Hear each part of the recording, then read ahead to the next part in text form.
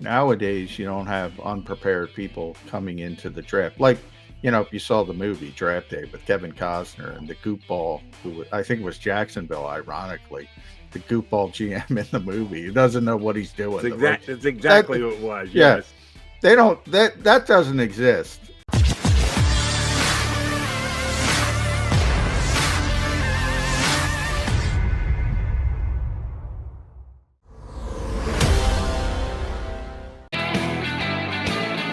John McMullen and Jody McDonald, your Mac Birds 365 guys, as the days are counting down to the NFL draft. We get round number 1 on Thursday, 2 and 3 on Friday, and then finish it out on Saturday. And one of the fun things that I enjoy about the draft is the mad scramble thereafter for undrafted free agents. People think, you can celebrate, shut it down, kick back, have a cocktail. No. Oh no. They work as hard, if not harder, when the No. draft ends. Shoot, between you and I, it probably starts around. They start before the draft. Yeah, Yeah. around 6, you start putting feelers out and go, listen, if they don't call your name, we are very interested. We'd like to get a chance to get you and the agent on the phone as soon as possible. Oh, yeah. The after the draft work is as significant and hard driven as the actual in draft work, because the picks are the picks, and the players. Oh, by the way, if you're going to be picked in the 7th round, and this kid Samo that I just asked Ian about is a guy who I think is a borderline day 3, round 7, undrafted free agent kind of guy.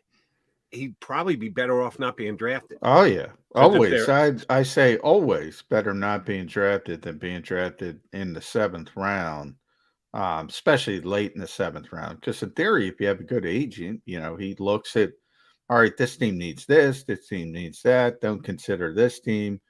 The numbers don't work out for you, and you can find the best spot to hopefully latch on. And more likely for an undrafted free agent, you're talking about a practice squad berth at first, and then who knows what happens from there. But I got to tell you, Jody, and the Eagles are in this category as well. There's a lot of teams that like to keep 1 or 2 undrafted free agents.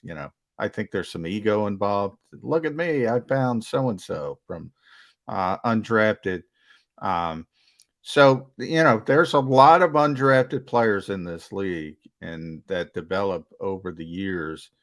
And it's a big part of it. And the Eagles usually have one of the bigger budgets for undrafted free agents. Yeah. So don't shut your mind off as soon as the 7th round ends. But you're right, from a player's perspective, in a lot of ways, except for, look, it's nice to be able to tell your grandchildren, I was drafted by an NFL team. But from a logical, standpoint of trying to make it, it's probably better to be at least have an opportunity to pick a team or pick a certain situation. Right. Here's the reason why I won't go 100%. You and I are very close to being on the same page here.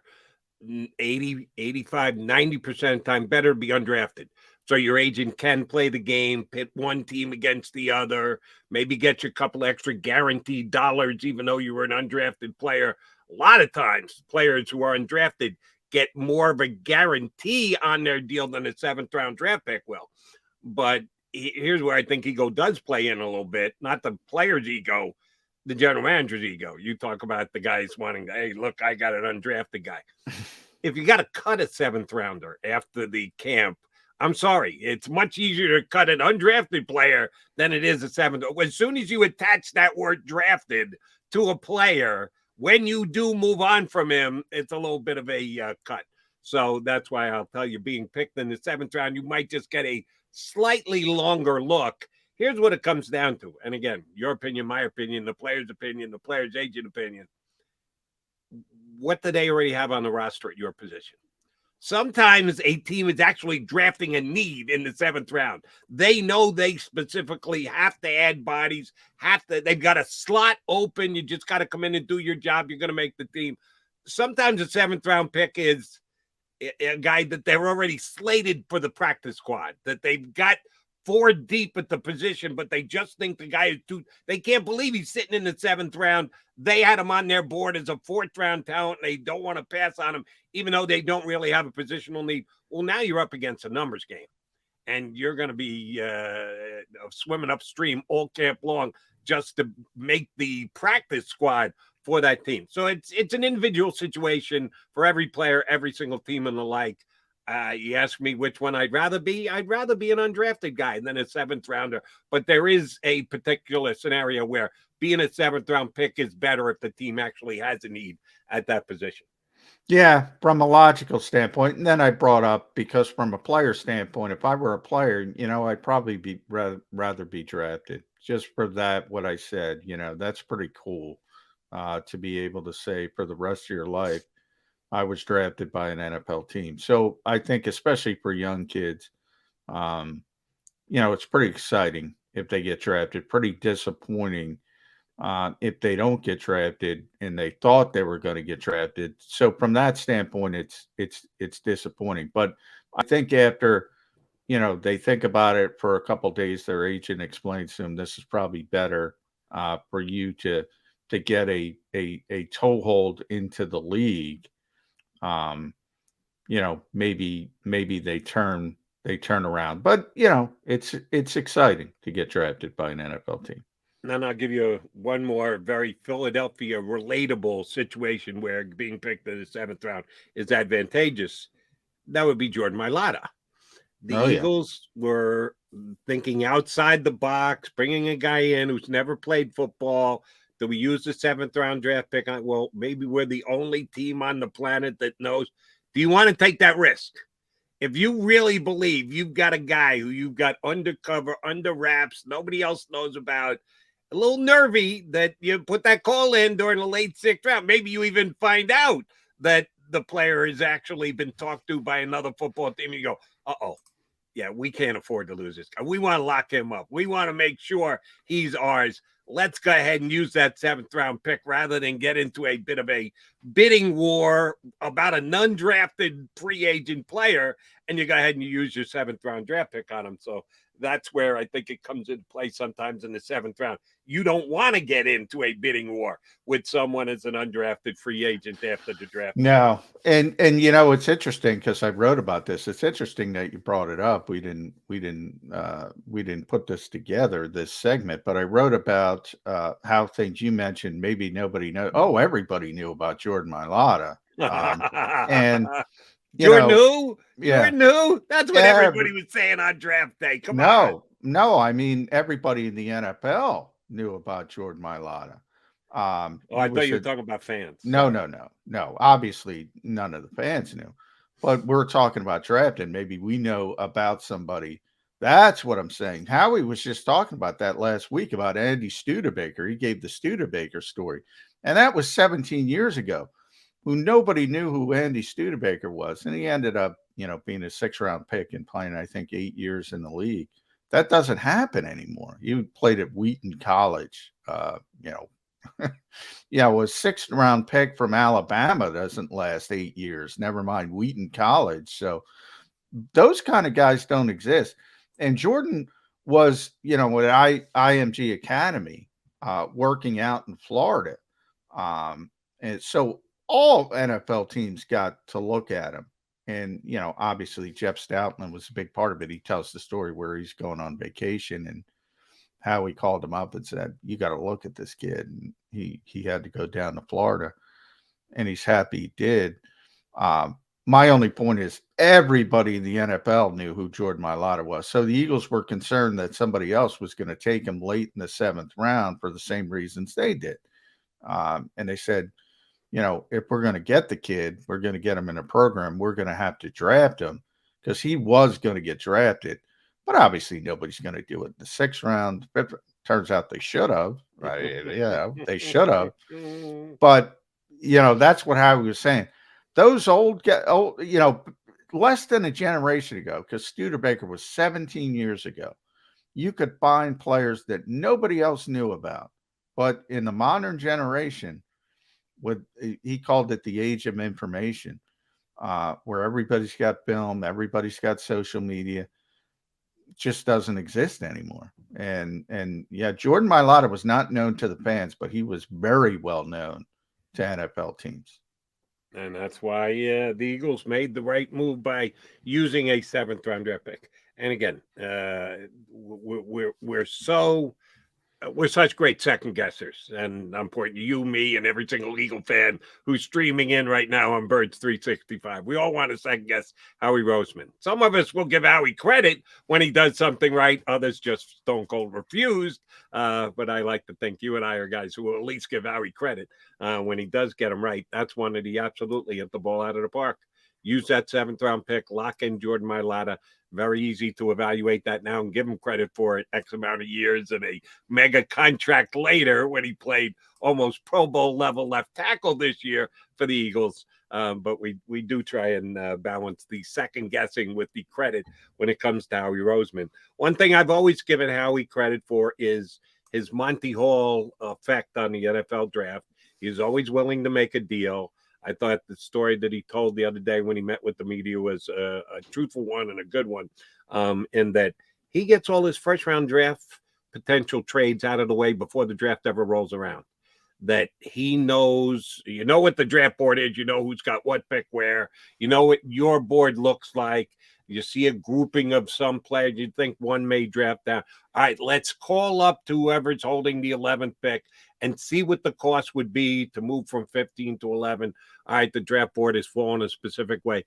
You know, we could add draft capital. We can get the similar type player down at number 22. What could we accrue if we were to drop down, whatever? He does all this before the draft ever hits. He's already got that in place, J-Mac. We got 3 days to go, but Howie already believes that he knows what the cost is going to be, either moving up or moving back in the first round of the draft. Yeah, and that's going to be concerned. He's not the only one. I mean, that's also a problem in the NFL. Not a problem, but there's fewer and fewer really, really bad organizations that don't know how to do these types of things. And again, I'll go back less than a generation. There are a lot more. Now, I'm not saying people don't make bad decisions, but they could be unprepared. Nowadays, you don't have unprepared people coming into the draft. Like, if you saw the movie Draft Day with Kevin Costner and the goopball, who I think was Jacksonville, ironically, the goopball GM in the movie. He doesn't know what he's doing. It's exactly what it was. Yes. They don't, that doesn't exist. Maybe it existed, 20, 30 years ago. That doesn't exist anymore. No, John, let's be honest.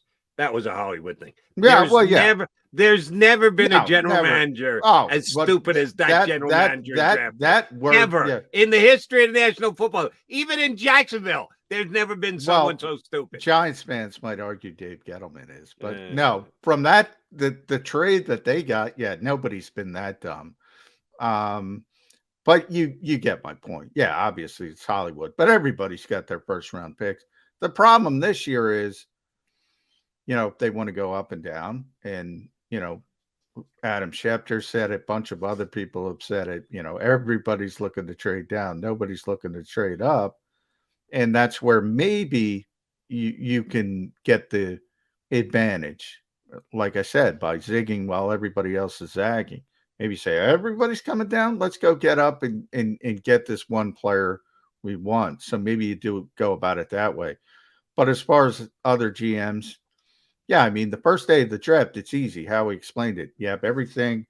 You say, everything's structured. And then you can't do that in day 2, day 3, because there's so many variables that come into it. And then trades are more fluid in the moment. But you got all this time. You say, okay, who might want to, you're calling all these GMs, they might have already talked to you about trading down. They're open for it. They're open for business, so to speak. And you say, all right, if this player's here at this point, you already have it worked out with Joe Douglas, for instance. Let's use him as an example. This is what it's going to take to get up to 10. Howie already knows that. So if there's a player there that they want to go get, he already knows what it's going to take to get there. And that's just makes your life easier on draft day. Now, here's the fun part that we don't get a chance to see because we're not flies on the wall in the Eagle draft room. You make a call, draft day, the clock is running, and you say, we already discussed. And the other general manager says, yeah, no, we didn't think the board was going to fall this way. So what we thought we were going to be able to do with you, we're not really up to doing. We'll do it if you change it and add it and upgrade, which when they do that, they're just stone cold lying to you. They're just trying to take advantage because you called them rather than they called you. I would just, one of these days, it's kind of one of my bucket list things, is to just sit in on a draft day to see how the machinations of the trades and the phone calls and who makes them and who's actually got juice and who's just piping in at the last second, and to reassure myself that there isn't as stupid a general manager as there was in Jacksonville in that What's movie. that guy's name? I forget his name. I got to look it up. Yeah. And it's got to be on somewhere this week, doesn't it, John? It's got to air somewhere because I actually enjoyed the movie. I thought it was well done. I'm a Costner guy. I'm a Jennifer Garner guy. I know how silly it was, but I loved it. Yeah, it was silly. I got a good Kevin Costner, Jennifer Garner story. Really? From the Super Bowl when it was in New York. Well, really New Jersey, but they were promoting draft day. And I'll tell you the story. We got to get to Chris Franklin. But on my bucket list, before we do that, we got to say, it's the draft day live program for JAKIB Media. It's also going to be on 6abc.com, Jody. So if you're not there, you can watch it on 6abc.com. You can watch it on the JAKIB Media YouTube channel. Seth Joyner, Mike Quick, Derek Gunn, Rob Ellis, Devin Caney, big stars. We couldn't get Chris Franklin because he's got to go there with me at NovaCare Complex. He's in the green room laughing. You can go in a luxury bus. Just email Krause at jakibmedia.com. Say Jody Mack wants you on the bus. McMullen wants you on the bus. JAKIB Media YouTube channel, live draft special, 6abc.com as well. Krause up on the screen there. Krause at jakibmedia.com. Jody Mack wants you on the bus.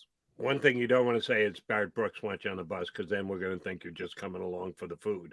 So no, you don't write that in an email. But McMullen, McDonald, yes, get that. Yes, and all the details, as you see, also theoceanac.com. Go to theoceanac.com, get the details, and then get on the bus, Gus or Russ or whoever else you might want to be. Head down, have a good time with the JAKIB Media guys down in Atlantic City at Oceans. He's John McMullen. I'm Jody McDonald. We see him in the green room. Chris Frank on NJ.com joins us now.